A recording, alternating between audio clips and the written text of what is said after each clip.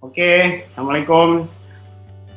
Selamat siang. Waalaikumsalam. Nah, Selamat siang Pak David. Alhamdulillah siap Pak dosen. Asik. Ini kita dari Kampung Jagoan nih. Siap. Kita ada Semangat.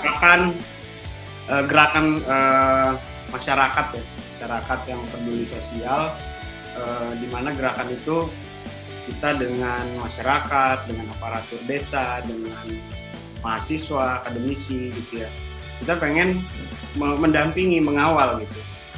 Sehingga mengawal desa, ini tujuannya kita pengen menciptakan, pengen membangun, mengawal desa, agar desa ini menjadi maju, tangguh, mandiri, dan yang pasti bebas korupsi. Karena kalau desanya bebas korupsi, pasti desanya maju, Pak. Siap. Ini, Alhamdulillah. Pak Kades ini apa kabar nih di libur kita Maulidan? Alhamdulillah Pak David. Kabarnya baik semua. Gimana Pak David kabarnya? Sehat juga ya? Alhamdulillah, Pak. Jadi ngomong-ngomong COVID ini gimana nih di kampung?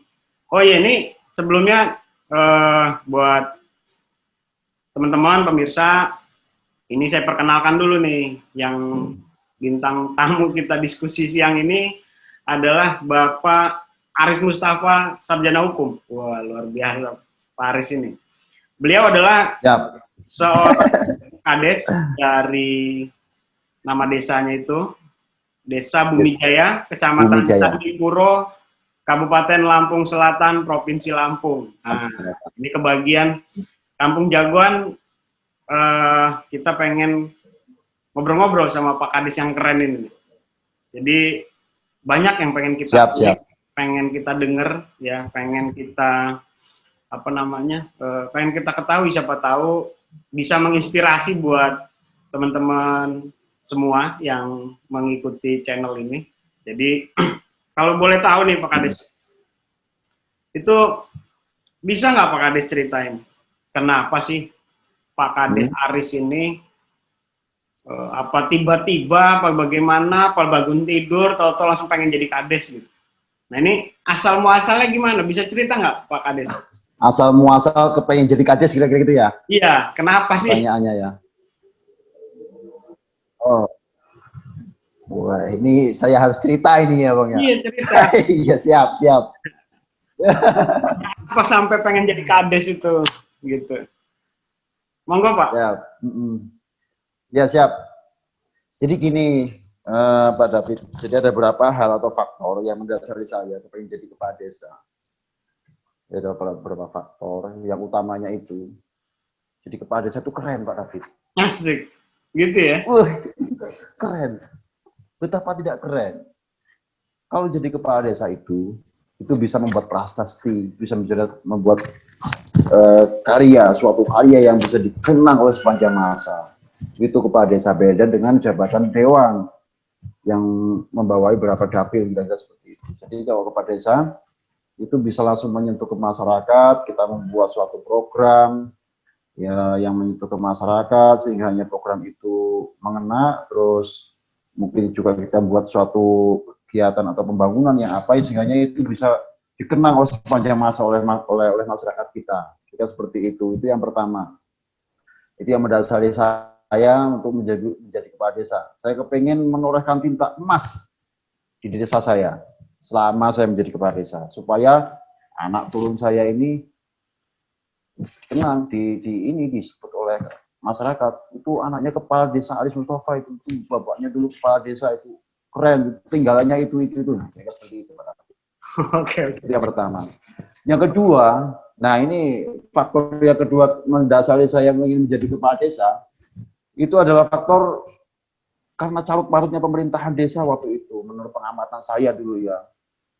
Birokrasi desa yang carut marut, beberapa hal yang memang pelayanan masyarakat yang untuk masyarakat kurang maksimal, terus kurangnya koordinasi pemerintah desa dengan pemerintah daerah atau pusat, sehingga itu yang mendasari saya untuk maju, untuk jadi kepala desa. Karena menurut pemikiran saya, utamanya di kepala desa adalah pelayanan penuh kepada masyarakat, pelayanan prima kepada masyarakat. Ketika itu tidak terlayani dengan baik ke masyarakat, ya itu juga nggak bagus, kira-kira seperti itu. Sehingga itu mendorong saya. Nah, saya harus jadi kepala desa yang oke, yang keren, yang siap melayani masyarakat. Kira seperti itu, Pak David. Itu yang mendasari saya. Luar biasa ini Pak Kades ini ya. Terus Pak Kades ini tentu kan waktu menarik ya, kalau jadi Kades ini menarik. Saya rasa orang kalau di desa itu kan, di kampung, orang berantem aja rumah tangga, itu ngadunya ke Pak Kades. Anaknya mau sunat, lapornya ke Pak Kades. Bener ya? Itu. Orang lahiran ke Pak Kades, Pak. Siapa yang buat, yang lahirin siapa, nyarinya Pak Kades minta tanggung jawabnya, kan lucu ya Pak Kades? Iya, iya. Ya itulah. Itu yang bikin keren kepada desa itu pada tuh. Ya, ada itu di DPR, di mana itu nggak ada. Yang nggak dialami sama kepala desa itu lain. Iya, iya. Nah itu kalau pasti kan waktu proses awal itu Pak Kades, ya kayak namanya pemira lagi, pemilihan kepala desa.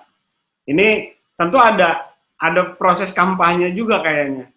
Nah, waktu proses itu apa sih sebenarnya yang Pak Kades tawarin ya ke warga sehingga kok warga itu mau gitu loh milih Pak Kades Aris ini. Kalau saya jadi warganya ya mau gitu. Gitu. Iya gimana? Tahu saya itu. Iya. Begini ceritanya Pak David. Ini cerita dulu saya ini. Jadi untuk yang pemilihan kemarin itu udah yang kedua kalinya Pak David.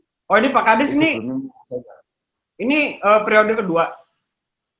Bukan periode kedua Pak David. Yang pertama itu belum ada garis tangan Pak David. Yang sekarang gitu. garis tangan. Berarti yang hanya kepilih. Gitu. Menang. Iya. Kayaknya kalah ganteng kayaknya waktu itu. Iya. Jadi memang ada beberapa hal yang memang mendasari saya alhamdulillah kepilih ya sama masyarakat. Tentunya ada beberapa hal. Yang pertama memang kalau kampanye iya, sosialisasi ke masyarakat, visi misi kita menjadi kepala desa, bahwa saatnya aku saja terpilih jadi kepala desa, saya akan berbuat begini. Itu tentu saja kita berikan pemahaman kepada mereka masyarakat. Juga ya utamanya juga kita sosialisasi atau mendatangi para tokoh-tokoh masyarakat, tokoh agama, tokoh pemuda, kita memberikan pemahaman kepada mereka, terus memberikan masukan-masukan kepada mereka bahwa ini loh saya datang Aris Mustafa siap, sekiranya pun nanti kami jadi dan terpilih menjadi kepala desa, saya siap melayani sepenuh hati kepada masyarakat. Keluar duit nggak itu Pak? Waktu itu Pak? Wah ini kayaknya putus ya komunikasinya. Pak. Oh komputer mati, oke. Kita pause dulu ya.